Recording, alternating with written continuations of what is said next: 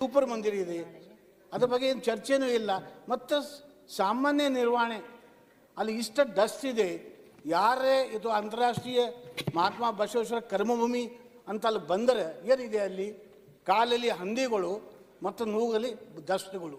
ಅಲ್ಲಿ ಯಾವುದೇ ಆ ತಕ್ಕಕ್ಕೆ ಬಸವ ಕಲ್ಯಾಣ ತಕ್ಕಂತ ಅಲ್ಲಿ ವ್ಯವಸ್ಥೆ ಇಲ್ಲ. ತಮಗೂ ಗೊತ್ತಿದೆ. ಬಟ್ ಇದಕ್ಕೆ ಭಾಳ ಕಾಳಜಿ ವಹಿಸಿ 50 ಲಕ್ಷ ಅನುದಾನ ಏನು ಸರ್ ಇದು? ಬಸವ ಕಲ್ಯಾಣಕ್ಕೆ 50 ಲಕ್ಷ ಅನುದಾನ ಸಾಕಾಯ್ತದ? 30 ಅಲ್ಲಿ ಸ್ಮಾರಕಗಳವ, ಈಗ 20 ಉಳ್ದವ. ಒಂದು ಸ್ಮಾರಕದಲ್ಲಿ ಲೈಟ್ ಇಲ್ಲ, ಮೂಲಭೂತ ಸೌಕರ್ಯಗಳಿಲ್ಲ. ಅಲ್ಲಿ ನೋಡ್ಲಿಕ್ಕೆ ಹೋದ್ರೆ ಅಲ್ಲಿ ಏನದು ಭಾಳ ವಿಚಿತ್ರ ಪರಿಸ್ಥಿತಿ ಇದೆ ಸರ್. ತಮಗೆ ಗೊತ್ತಿದೆ. ತಾವು ಮನಸ್ಸು ಮಾಡಿ ಇದಕ್ಕೆ ಅನುದಾನ ಹೆಚ್ಚು ಮಾಡಬೇಕು. Minimum 5 crores only for maintenance, ನಿರ್ವಹಣೆ. ಹೊಸದು ಮಾಡ್ಲಿಕ್ಕೆ ಬೇರೆ ಕೋಟೆ ನಿರ್ಮಾಣ ಆಗಲಿ ಮತ್ತೇನಾರು ಆಗಲಿ ಮಿನಿಮಮ್ 5 crores rupees ತಾವು ಕೊಡಬೇಕು. ಮತ್ತು ಅಲ್ಲಿ ಶಿವಸೃಷ್ಟಿ ಆಗ್ತಾ ಇದೆ. ಆ ಶಿವಸೃಷ್ಟಿಗೆ 10 ಕೋಟಿ ರೂಪಾಯಿ ಹಿಂದಿನ ಗೌರ್ಮೆಂಟ್ ಕೊಟ್ಟಿದ್ದು ಅದು ವಾಪಸ್ ಹೋಯಿತು. ಅದನ್ನು ಪೂರ್ಣ ಮಾಡ್ಲಾಕ ಅದು ಸಹಾಯ ಮಾಡಬೇಕು, ದುಡ್ಡು ಕೊಡಬೇಕಂತ ವಿನಂತಿ ಮಾಡ್ತಾ ಇದ್ದೀವಿ.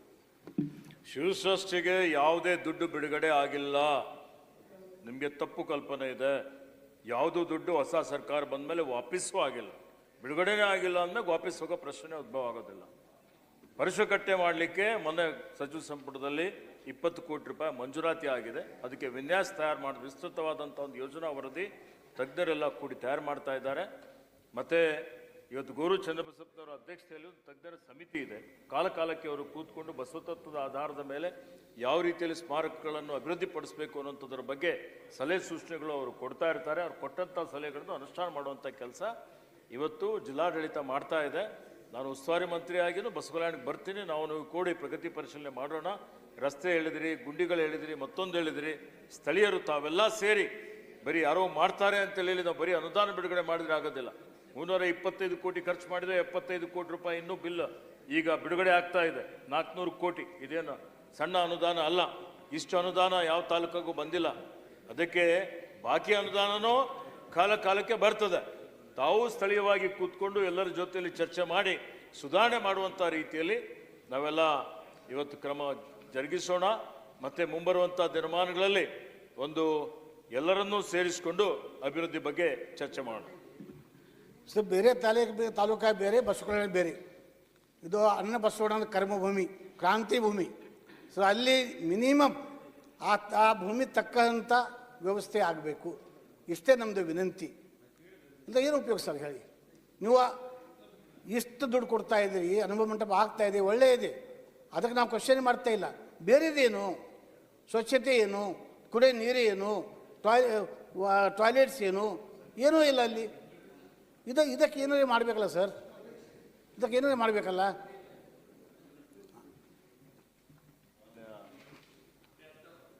ಮುಳೇಜಿಯವರ ತಮಗೂ ಗೊತ್ತಿದೆ 742 ಕೋಟಿ ಕೇಳಿ. ಆಯ್ತು, ಒಂದೊಂದು ನಿಮಿಷ ಕೇಳಿ.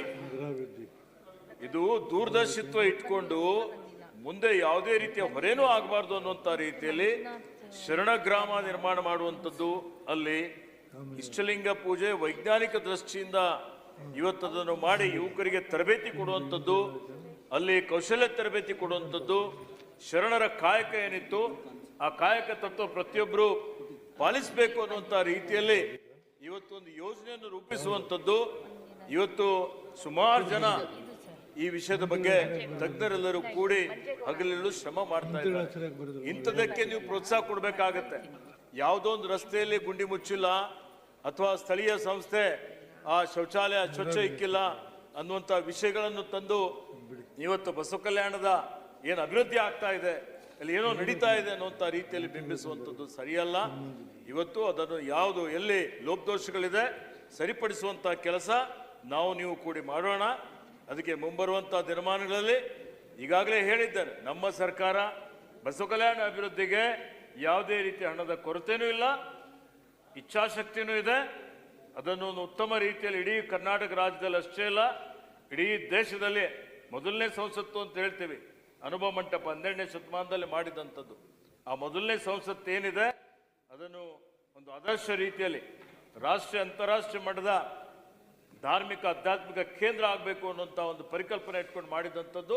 ಅದನ್ನು ಮಾಡೋಣ ಅನ್ನುವಂಥ ಮಾತನ್ನು ಹೇಳ್ತೇನೆ. ಲಾಸ್ಟ್ 1 ಮಿನಿಟ್ ಒಂದೇ ಮಿನಿಟ್ ಸರ್. ತಾವು ಬಸವಣ್ಣವರೀಗ ಸಾಂಸ್ಕೃತಿಕ ನಾಯಕ ಮಾಡಿರಿ, ಅಲ್ಲಿ ಒಂದು ಸಾಂಸ್ಕೃತಿಕ ಭವನ ಆಗಬೇಕು. ನಾ ಸಾನಹಳ್ಳಿಗೆ ಹೋಗಿದ್ದೆ, ಸಾಂಸ್ಕೃತಿಕ ಭವನ ಇದೆ, ಆ ಸಾಂಸ್ಕೃತಿಕ ಭವನ ಮಾಡಬೇಕು. ಇಷ್ಟಿಲ್ಲ 20 ಕೋಟಿ ರೂಪಾಯಿ ವೆಚ್ಚದಲ್ಲಿ ಸಭಾಭವನ ನಮ್ಮೆಲ್ಲರ ನಾಯಕರಾದಂಥ ಮಾನ್ಯ ಸಿದ್ದರಾಮಯ್ಯಜಿಯವರು ಮುಖ್ಯಮಂತ್ರಿ ಆಗಿದ್ದಾಗ ನಾನು ಉಸ್ತುವಾರಿ ಇದ್ದೆ, ಅದನ್ನು ಉದ್ಘಾಟನೆ ಮಾಡಿದ್ದೇವೆ. 5,000 ಆಸನಗಳಿದ್ದಾವೆ ಇವತ್ತು. ಅದನ್ನು ಇನ್ನೂ ಪೂರ್ಣ ಪ್ರಮಾಣದಲ್ಲಿ ನಾವು ಉಪಯೋಗ ಮಾಡಿಕೊಳ್ಬೇಕಾಗ್ತದೆ. ಅದೆಲ್ಲವನ್ನು ಮಾಡಿಕೊಂಡು ಅವಶ್ಯಕತೆ ಇದ್ರೆ ಇನ್ನೊಂದು ಸಾಂಸ್ಕೃತಿಕ ಭವನ ಮಾಡಲಿಕ್ಕೆ ಪ್ರಸ್ತಾವನೆ ಕೊಡೋಣ.